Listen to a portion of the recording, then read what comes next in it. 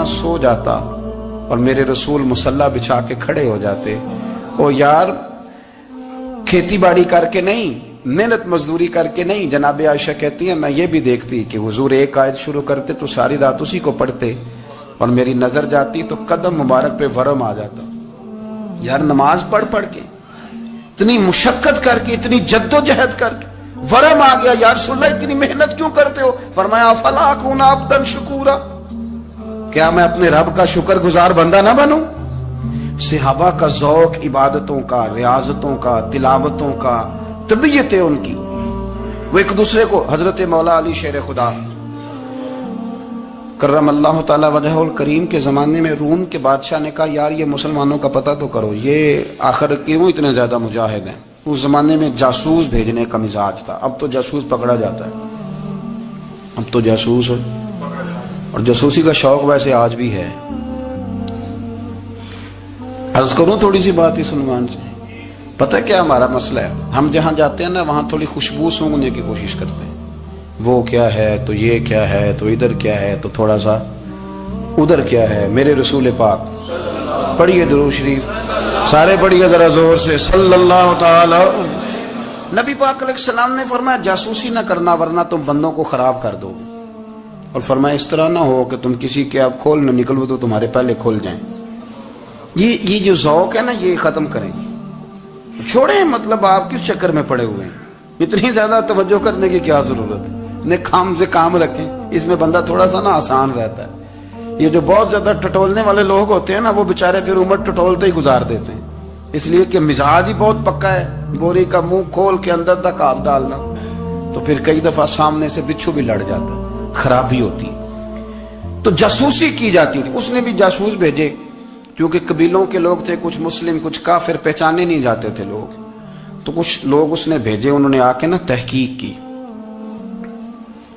Research کری کہ آخر ماجرا کیا ہے. تو واپس جا کے انہوں نے رپورٹ دی نا روم کے بادشاہ کو. اس رپورٹ کا ایک جملہ بڑا شاندار ہے. وہ کہنے لگا بادشاہ ہمیں مسلمانوں کی کوئی سمجھ نہیں آئی, ہمیں کوئی سمجھ نہیں آئی. انہوں نے کہا کیوں نہیں سمجھ آئی؟ کہنے لگے یار عجیب بندے ہیں, جب رات مصلی پہ بیٹھتے ہیں تو یوں لگتا ہے ان کا دنیا سے رشتہ ہی کوئی نہیں, کوئی کسی کو نہیں جانتا. کوئی اپنے دکھ سنا کے رو رہا ہے, کوئی اپنی بات کر کے رو رہا ہے. لگتا ہے کہ ان کا کوئی رشتہ ہے ہی نہیں جب مصلی پہ بیٹھتے ہیں. اور فرمایا جب سویرے یہ جہاد کرنے نکلتے ہیں تو لگتا ہے ان سے زیادہ دلیر ہی کوئی نہیں. حالانکہ جو مسلوں پہ رونے دھونے کے لوگ ہوتے ہیں وہ کئی دفعہ جہاد میں کام نہیں کرتے, لیکن عجیب لوگ ہیں کہ رات کے راہب ہیں, دن کے مجاہد ہیں, کوئی سمجھ نہیں آتی. میرے عزیز ان لوگوں نے مصلی آباد کر کے رکھا, تلاوتیں ان کا ذوق رہی, منظر روز پڑھنا, اسباق پڑھنا, وظائف پڑھنا, یہ ان کا ذوق رہا. اعلیٰ حضرت بریلوی رحمت اللہ نے 1000 کتاب لکھی ہے, لیکن الوظیفۃ الکریمہ کے نام سے جو وہ صبح و شام وظائف پڑھتے تھے وہ الگ انہوں نے ان کو بیان کیا. پابندی کے ساتھ اپنی اللہ اللہ کرتے تھے. شیخ شہاب الدین سہروردی رحمت اللہ علیہ اس پر ایک بندے نے اعتراض کیا. اس نے کہا جی آپ کس قسم کے صوفی ہیں, مرید بیٹھے ہیں اور آپ وہاں نفل پڑھ رہے ہیں. یہ بھی بڑا مسئلہ ہوتا ہے نا, جو بندہ ملنے آتا ہے وہ اپنے ٹائم کے حساب سے آتا ہے, اور پھر اس کا یہ بھی خیال ہوتا ہے کہ پیر صاحب جو ہیں وہ چونکہ درویش ہیں تو نہ انہیں روٹی کھانی چاہیے نہ سونا چاہیے, چونکہ وہ درویش ہیں, اور ہم چونکہ درویشوں کے ماننے والے ہیں لہذا ہمارا یہ طریقہ ہونا چاہیے کہ جیسے ہم کہیں درویش ویسے ہی کر جائے. حالانکہ جس کو آپ درویش کہیں گے آپ اس کی مانیں گے, آپ منوائیں گے نہیں, ہمارا مزاج ہوتا ہے. شیخ شہاب الدین پر لوگوں نے اعتراض کی, حضور لوگ ملنے آئے ہیں, زیارت کرنے آئے ہیں, یہ بندے دعا کرانے آئے ہیں, اللہ اللہ کرانے آئے اور آپ نفل پڑھ رہے ہیں. کیا جملہ ہے, کیا حسن ہے, کیا خوبصورتی ہے. فرمانے لگے رب رسول سے مانگنے کے لیے مصلی بچھایا ہے, اگر وہاں سے مانگوں گا نہیں تو تمہیں دوں گا کیا؟ پہلے مجھے کچھ لے تو لینے دو, اگر میرے پلے کچھ ہے ہوگی تو آگے دوں گا نا. تو میں مانگنے گیا تھا کہ یا اللہ دے, تیرے بندے لینے آئے, دے تو میں کچھ لوں گا تو آگے دوں گا نا. لیکن ہمارا یہ سٹیٹس, یہ مزاج, یہ شعور نہیں ہے. گپیں, کہانیاں, داستانیں, گفتگو, خطابت, واز, کیا بات. لیکن اگر کچھ کرنے کا کام ہو تو وہ نہیں ہم سے ہوتا. میرے نبی کریم علیہ الصلوۃ والسلام نے مصلی سے دل لگانے کا درس دیا, حضور نے توجہ دلائی. صحابہ اس ذوق کے حامل لوگ تھے, وہ کوشش کرتے تھے. جناب صدیق اکبر رضی اللہ تعالیٰ عنہ کا عبادت کا مزاج ہمیشہ قائم رہا. حضرت عمر فاروق ساری رات اللہ کے حضور کھڑے رہے. حضرت عثمان غنی رضی اللہ تعالیٰ عنہ عشاء کی نماز پڑھ کے 2 رکعتوں کی نیت باندھتے تھے. 15 سپارے پہلی رکعت میں پڑھ دیتے تھے اور 15 سپارے قرآن مجید کے دوسری رکعت میں پڑھ دیتے. آپ نے نا حضرت عمر فاروق کے وصال کے بعد ان کی ایک بیوہ سے نکاح کیا. حضرت عثمان غنی نے نکاح کیا. وہ خاتون آپ کے نکاح میں آئیں تو عرض کرنے لگی امیر المومنین میرے لیے اعزاز تو بہت ہے کہ میں امیر المومنین کی بیوہ تھی تو امیر المومنین کی منکوحہ ہو گئی ہوں، لیکن حضور نہ تو میں جوان ہوں کہ میرے اندر رغبت ہوتی اور نہ میں اب اس قابل ہوں کہ کوئی خدمت کر سکوں، میرے ساتھ نکاح کی وجہ کیا بنی؟ تو عثمان غنی رو پڑے. فرمانے لگے میں نے عمر فاروق کو مسجد میں دیکھا ہے، عدل کرتے دیکھا ہے، انصاف کرتے دیکھا ہے، امت کی خیر خواہی کرتے دیکھا.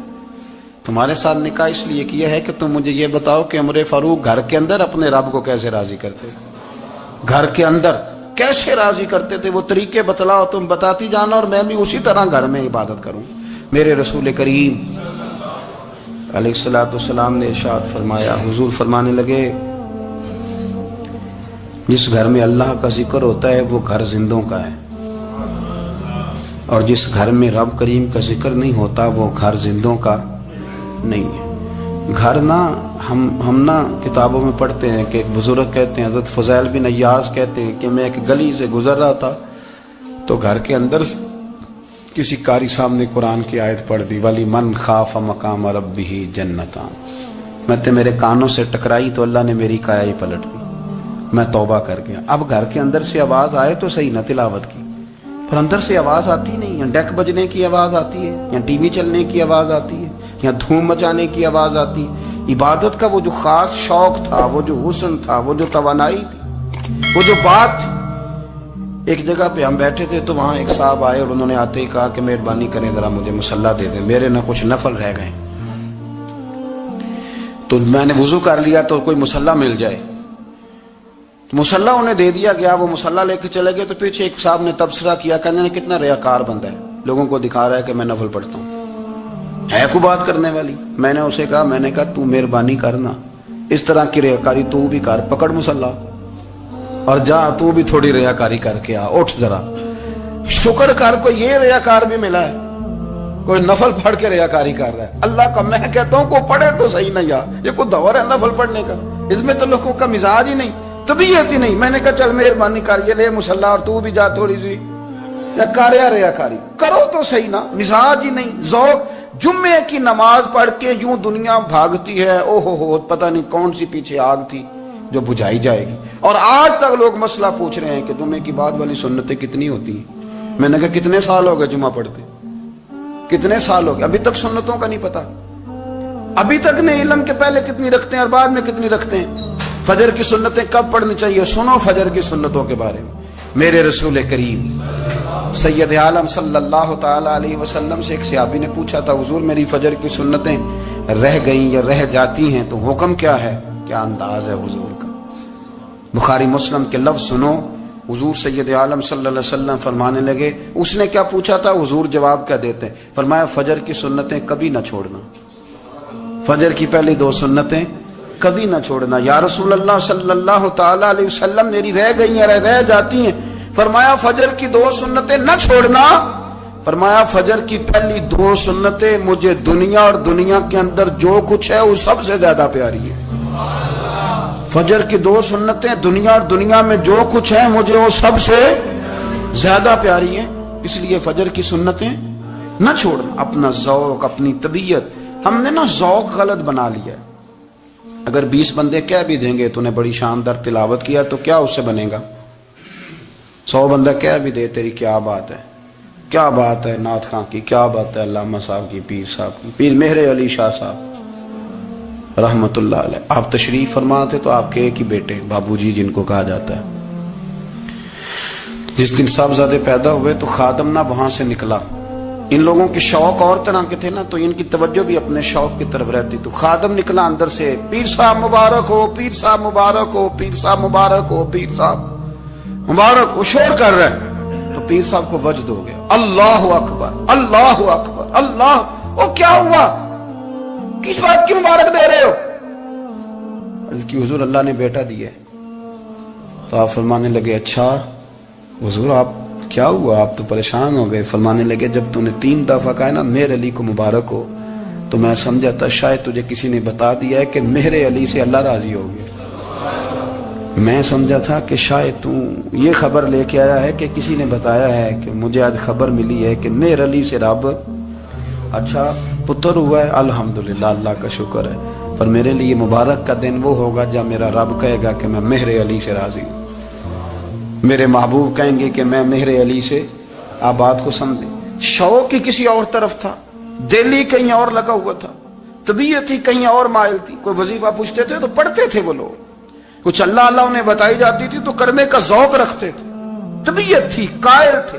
हजरत रबी कहते हैं मैं बड़ी दूर से सफर करके गया हजरत अवैस करनी से मिलने, बड़ी दूर से।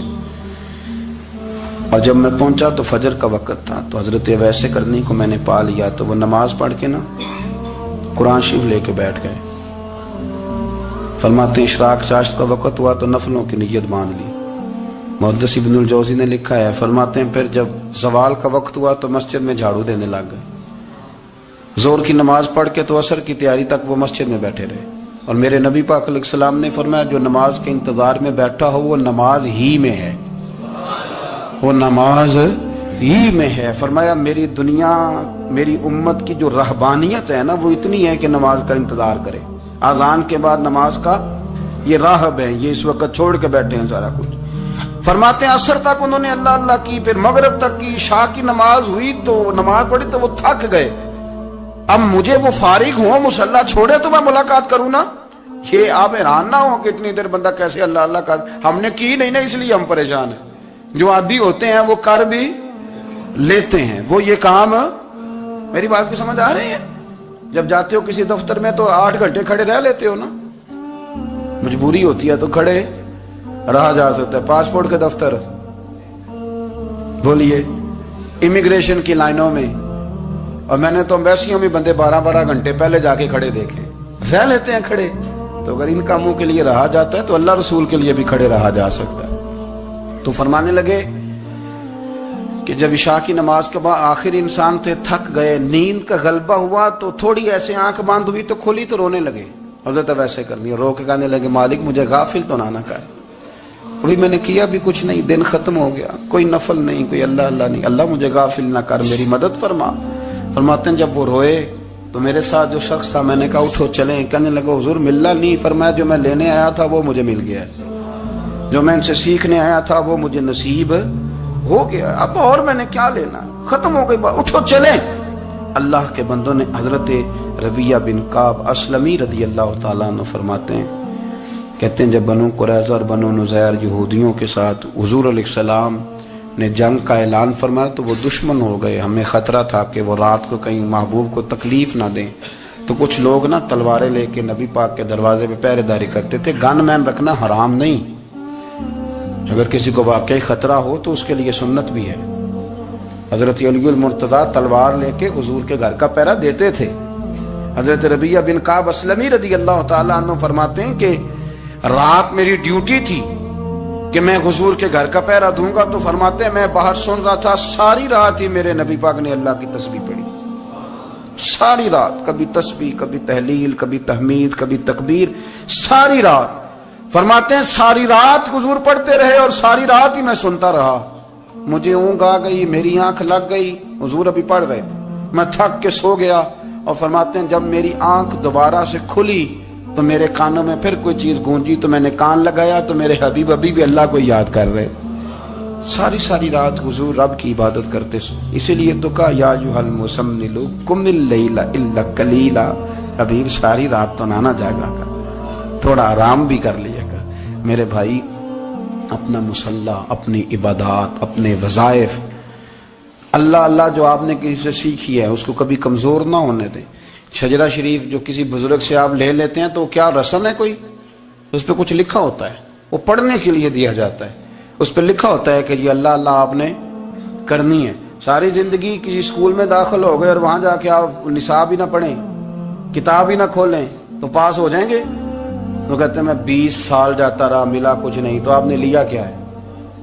ایک اتنی سی کتاب تھی, اس کو تو کھول کے آپ دیکھ نہیں سکے, اس کے وظائف تک تو رسائی نہ ہوئی, اس لیے کہ اللہ اللہ کرنا مشکل ہے اور تصویر کھچانا یہ آسان کام ہے. تو جو آسان ہے اس طرف ہماری توجہ لگی رہتی ہے اور جو مشکل ہے اس طرف ہم ذوق پیدا نہیں کرتے. یا ایھا الناس اعبدوا ربکم, کسی کو شریک نہ بناؤ, وانتم تعلمون, اور تم جانتے بھی ہو, تمہیں خبر بھی, تمہیں پتہ ہے کہ عبادت اللہ کی کرنی چاہیے, تمہیں پتہ ہے کہ نماز پڑھنی چاہیے, تم جانتے ہو کہ نوافل ادا کرنے چاہیے, تمہیں پتہ ہے کہ سجدے آنکھیں بند کر کے جھوٹ کی زندگی جی کے اپنے ساتھ بددیانتی کر کے دھوکہ دے کے اپنے آپ کو دائیں بائیں اپنے آپ کو کہیں مصروف رکھ کے کچھ وقت ضائع تو کر لیتے ہو, پر تمہیں پتہ تو ہے نا کہ عبادت اللہ کی کرنی, تمہیں اس کی خبر ہے.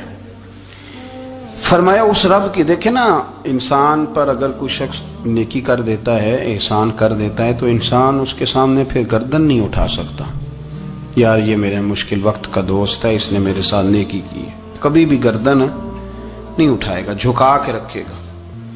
تو اگر عام کوئی نیکی کر دے تو اس کے سامنے انسان کبھی گردن نہیں اٹھاتا, تو جو رب ساری نعمتیں عطا فرمائے, جو کہے کہ تیری تخلیق میں نے کی, تجھ سے پہلوں کو بھی پیدا میں نے کیا, تیرے لیے زمین کا بچھونا بھی میں نے بچھایا, آسمان کی چھت بھی میں نے لگائی, تیرے لیے زمین سے ساری اناج کو, پھل کو, کھیتیوں کو نکالا بھی تیرے لیے, اب تو اس طرح کر کہ تو میری عبادت کر, تو میری بارگاہ میں جھک جا.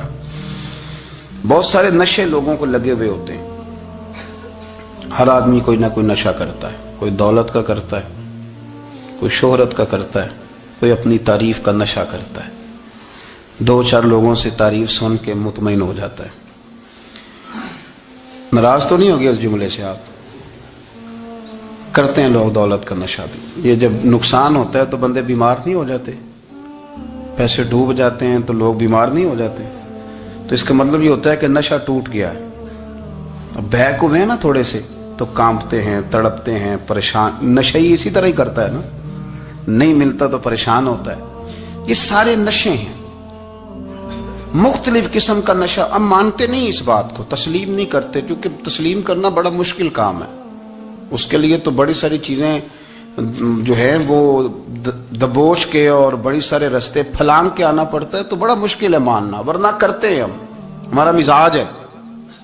یہ گھومنے پھرنے کا, دنیا دیکھنے کا بھی ایک نشہ ہے, یہ بہت ساری باتیں کرنے کا بھی ایک نشہ ہے, گپ شپ کا بھی ایک نشہ ہے. 2-4 لوگوں کی جب تک پگڑیاں نہ کھول لیں, بعض لوگوں کو نیند نہیں آتی. یہ غیبت کا, چغلی کا, بددیانتی کا, یہ بھی ایک نشہ ہے. اس پر ملا رومی رحمت اللہ نے بڑا کلام لکھا ہے, وہ کہتے ہیں مانگ کے کھانے کا بھی نشہ ہے, مانگ کے کھانے کا بھی نشہ ہے. وہ کہتے ہیں کہ ایک بھیک مانگنے والی خاتون تھی, تو بادشاہ کے پاس بھیک مانگنے آئی, تو بادشاہ کو پسند آ گئی, اس نے شادی کر لی. اب اس کو عادت تھی بھیک مانگ کے کھانے کی, تو وہ کنیزوں سے کہا کرتی تھی کہ فٹافٹ نہ روٹی لے کے آیا کرو, میں 2-3 دفعہ مانگوں تو پھر لایا کرو, کیونکہ ایک نشہ ہے نا, تو میں مانگوں 2-4 دفعہ تو پھر. تو انسان بہت سارے نشے کرتا ہے, یہ مانتا نہیں. یہ موبائل, یہ فیس بک, یہ سارے نشے ہی ہیں. اپنی فوٹو لگا لینا, سارا دن اسی کو دیکھتے رہنا. اور بڑے بڑے سیانے بندے جو وزادار ہیں, بڑے وزادار لوگ ہیں, لیکن وہ بھی سنجیدگی کے قائل نہیں, اس طرح کے نشوں کا شکار ہیں. یہ سارے نشے ہیں جو ہم نے پال لیے. ہمارے صوفیاء, ہمارے بزرگ فرماتے ہیں کہ تم اس طرح کرو, اگر سارے نشوں سے بچنا چاہتے ہو تو سجدے کا نشہ شروع کرو, سجدے کا نشہ شروع کرو. یہ نا اقبال کہتے ہیں عطار ہو, رومی ہو, رازی. آپ بات کو سمجھیں, عطار ہو, رومی ہو, رازی ہو, غزالی ہو, کچھ ہاتھ نہیں آتا بے آہ سحرگاہی. کہتے ہیں بہت بڑا صوفی ہو جیسے فرید الدین عطار تھے, بہت بڑا تصوف کا امام ہو جیسے امام غزالی تھے, بہت بڑا تفسیر کا استاد ہو جیسے امام رازی ہو. عطار ہو, رومی ہو, رازی ہو, غزالی ہو پر کچھ ہاتھ نہیں آتا بے آہ سحر گاہی. اگر سویرے اٹھ کے روتا نہیں نا اللہ کی بارگاہ میں, اگر تہجد نہیں نہ پڑھتا تو کچھ ہاتھ نہیں آتا بے آہ سحر گاہی. پھر اس کو کوئی چیز نصیب. میری بات کی سمجھ آ رہی ہے آپ حضرات؟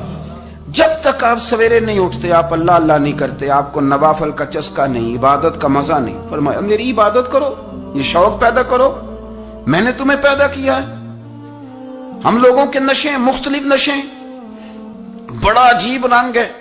محفل کی صدارت کرنے والے بڑے پیر صاحب, بڑے القابات, بیچ میں سے بندہ تلاش کرنے سے بھی نہیں مل رہا, اتنے بڑے لقب ہیں اس کے.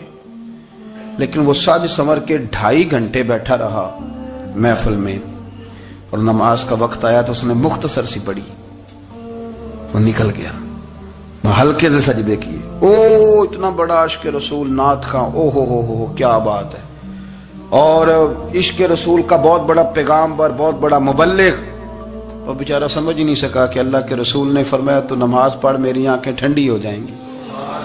تو یہ نشے کے عادی تو ہیں پر حقیقت کے قائل نہیں ہیں. یہ بس ٹھیک ہے, خوابوں کی دنیا میں لوگ زندہ ہیں, پر جن کو یہ جو نشہ تھا نا عبادت کا, یہ میرے رسول پاک کی چاہت ہے, یہ میرے نبی کریم علیہ السلام کی. آپ دیکھیں نا حضور مہینوں جا کے غار حرا میں بیٹھتے. کیا وہاں تبلیغ کرتے تھے؟ کوئی کتاب لکھتے تھے؟ رسول کریم علیہ السلام مہینہ رہتے غار حرا میں. کوئی نہ مجھے دیکھے, کوئی نہ مجھے ملے. حضور یہاں کیا ہے؟ فرمایا میں اپنے رب کی عبادت کروں گا. نبی کریم علیہ السلام نے سجدوں کے ساتھ پتھروں اور پہاڑوں کو آباد کر دیا, سجدوں کے ساتھ. آپ کا سجدہ آپ کو بہت ساری چیزوں سے چھڑا لیتا ہے, یہ بہت ساری جگہوں سے جھکنے سے بچا لیتا ہے. صوفیاء اولیاء یہ کیا کرتے تھے؟ یہ سجدے کا ذوق ہی تو پیدا کرتے تھے. سجدے کا ذوق. شاہ عبد العزیز دباغ رحمت اللہ تعالی علیہ اپنے مریدوں سے فرمایا کرتے تھے کہ اگر تم پکے نمازی بن جاؤ نا, تہجد گزار ہو جاؤ, تو میرے پاس آنا جانا چھوڑ دینا.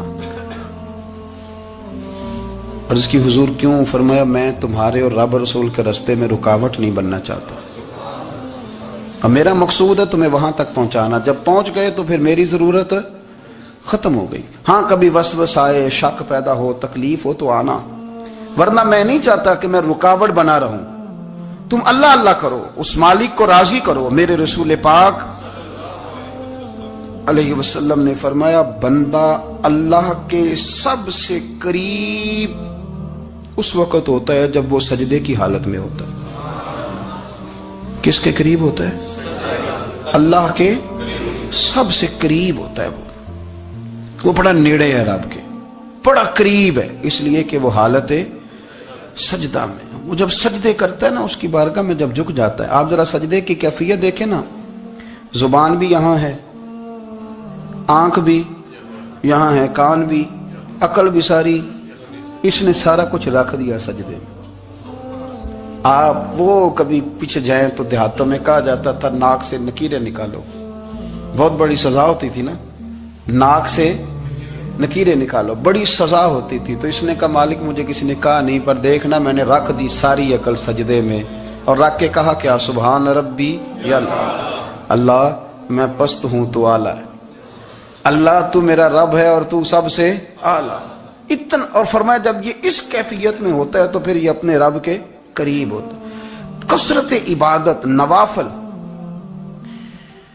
ہمارے ہاں عمرے کی قرآن اندازی محفلوں پہ ہونے لگ گئی ہے, حالانکہ حدیث سے ثابت نہیں. میں دوستوں سے کہتا ہوں جائز ہے, کرنی چاہیے. عمرے کی قرآن اندازی جائز ہے, پر کسی حدیث میں نہیں آئی کہ قرآن اندازی کرو عمرہ کرو. حدیث میں قرآن اندازی یہ آئی ہے کہ نبی پاک علیہ السلام نے فرمایا تمہیں پتہ چل جائے نا پہلی صف کا ثواب کتنا ہے, تم قرآن اندازی کرو. عمرے کی قرآن اندازی کا تو پوسٹر چھپتا ہے, تو یہ والی قرآن اندازی کب ہونی ہے؟ ہونی چاہیے کہ نہیں؟ حضور نے فرمایا تمہیں پتہ چلے کہ اس کا ثواب کتنا, تو تم قرآن اندازی کرو, تم قرآن ڈالو. جب آپ نماز پڑھ رہے ہوتے ہیں, جب آپ کا مصلی آباد ہوتا ہے, صلاح الدین ایوبی ایک بزرگ سے ملاقات ہو گئی, بیت المقدس پر قبضہ تھا عیسائیوں کا, تو صلاح الدین بڑے پریشان تھے. وہ بابا جی کہنے لگے پتر کیا ہوا؟ کہنے لگے حضور پتہ چلا ہے دشمن کے 2 بحری بیڑے اسلحہ لے کے آ رہے ہیں. مسلمان پہلے ہی کمزور ہیں اور اب اگر 2 بحری بیڑے اور آ گئے تو حضور مسئلہ بن جائے گا. تو میں پریشان ہوں کہ کس طرح یہ کم مسئلے والی ہماری فوج ہے کیسے مقابلہ کرے گی. تو بابا جی کہنے لگے پتر اس طرح کرنا آج رات تو بھی دعا کرنا اور میں بھی کروں گا. تو بھی دعا کرنا, آپ ناراض نہ ہونا. ہم تو پیروں والے ہیں, ہم تو پیروں کے نوکر غلام ہیں, ہمارا تو گزارا ہی نہیں, ہمیں تو ملتا ہے سارا کچھ وہاں سے. پر میرا سوال یہ ہے کہ تعویذ لینے جاتے ہو نفل کیوں نہیں پڑھتے؟ رات اللہ اللہ کیوں نہیں کرتے؟ یہ بھی تو ہمارے بزرگوں کا ہی طریقہ ہے, انہوں نے تو ہمیں سکھایا ہے. صلاح الدین ایوبی سے بزرگوں نے کہا کہ رات آج نا اللہ اللہ کرنا تو میں تیرے لیے دعا کروں گا, تو بھی دعا کرنا. تو بندہ جب دکھی ہوتا ہے تو سجدہ کرتا ہے تو پھر ہی تو مصلی بھیگ جاتا ہے, پھر ہی تو مزہ آتا ہے. سکھی بندہ تو کعبے جا کے نہیں روتا. دکھی تھے, تکلیف تھی, تو سر رکھا سجدے میں تو تڑپ گئے. اور وہ بابا جی کہتے ہیں میں مسجد آیا تو صلاح الدین چیخے مار کے رو رہا تھا اور کہہ رہا تھا مالک میں کوئی اپنی شان کے لیے تو نہیں نہ لڑ رہا, اللہ کو میں کوئی قبضوں کے لیے تو نہیں لڑ رہا, مالک تیرے لیے لڑ رہا ہوں, مجھے بے آبرو نہ کرنا, میری مدد فرمانا. کہتے ہیں میں آیا تھا کہ مسجد میں دعا کروں گا, پر صلاح الدین ایوبی کو روتے دیکھا تو میں لوٹ گیا. تو سویرے صلاح الدین ملے تو بڑے خوش تھے. میں نے کہا پتر کیا ہوا؟ کہنے لگے حضور وہ بحری بیڑے 2 آ رہے تھے نا اسلحہ لے کے, دونوں ڈوب گئے پانی میں ڈوب گئے. تو بابا جی کہنے لگے صلاح الدین وہ پانی میں نہیں ڈوبے, وہ تیرے آنسوؤں میں ڈوب گئے, وہ غرق ہو گئے. وہ جو تو نے مصلی بات کیا تو وہ تیرے آنسوؤں میں ڈوب گئے, وہ غرق ہو گئے, وہ تباہ اتنے قیمتی تھے تیرے آنسو کے بہا لے گئے دشمن کے بحری بیڑوں کو. میرے بھائی ٹھیک ہو گیا جی, میرے عزیز سمجھ لیں اس بات کو ہمیشہ کے لیے اور اس پر غور کر لیں اچھے طریقے سے کہ میرے رسول کریم سید عالم صلی اللہ علیہ وسلم نے نا ہماری توجہ دلائی, حضور نے ہمیں بتلایا, ہمارا ذوق بڑھایا عبادت کی طرف. ایک صحابی تھے حضرت ابو فاطمہ رضی اللہ تعالیٰ عنہ, یہ ترمذی شریف کی حدیث ہے. نبی پاک علیہ السلام نے فرمایا ابو فاطمہ قیامت کے دن مجھ سے جلدی ملنا چاہتے ہو کہ دیر کے ساتھ؟ تو کہنے لگے حضور کون ہوگا جو دیر سے ملنا چاہے گا, ہم نے تو جان دے دی وعدہ دیدار پر. اعلیٰ حضرت فرماتے ہیں جان دے دی وعدہ اور نقد اپنا دام ہو ہی جائے گا. مجھے لگتا ہے کہ یہ سودا نقد و نقد ہو جانا ہے, چونکہ ہم نے جان دے دی وعدہ دیدار پر. آپ نے وعدہ کیا تھا کہ مریں گے تو پھر زیارت ہوگی, تو مر گئے ہم زیارت کی خاطر. جان دے دی وعدہ دیدار پر تو نقد اپنا دام ہو ہی جائے گا. اے رضا ہر کام کا ایک وقت ہے, دل کو بھی آرام ہو ہی جائے گا. تو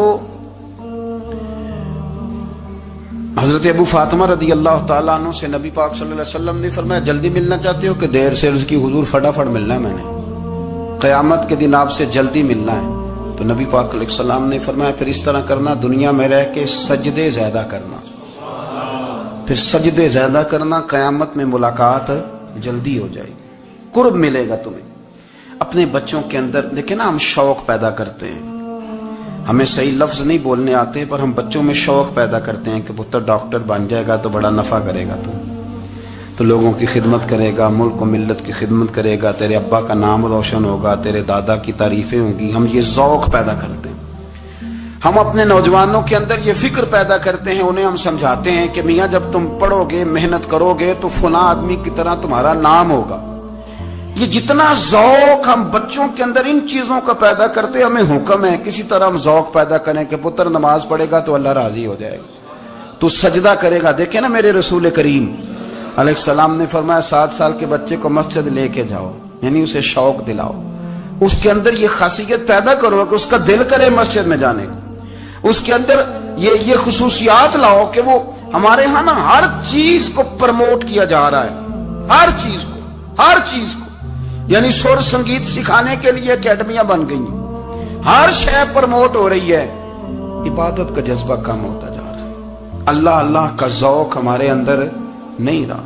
اور اتنا مشکل ہم نے اپنے لیے بنا لیا ہے کہ وہ بندہ جو بڑی زبردست مذہبی گفتگو کر رہا تھا اور تگڑی بات کر رہا تھا, کیا بات ہے, لیکن نماز کے بارے میں کمزوری دکھا جاتا ہے، نوافل کے بارے میں وہ چپکے سے نکل جاتا ہے۔ امام احمد بن حنبل رحمۃ اللہ تعالی علیہ، مسند امام احمد بن حنبل 14 جلدوں میں ہے مارکیٹ میں، اور مجھے تو خیر پسند ہی بڑی ہے، میں نے تو کئی دفعہ پڑھی ہے۔ اور کیا بات ہے امام احمد بن حنبل کی، کیسے تگڑے قسم کے محدث تھے، اور اللہ نے کتنا انہیں اعزاز عطا فرمایا ہوا تھا۔ یہ کوڑے بھی کھاتے تھے دین کی خاطر، سارا کرتا لہو سے بھر بھی جایا کرتا تھا، بڑا اعزاز والا شخص تھے، بڑے اعزاز والے۔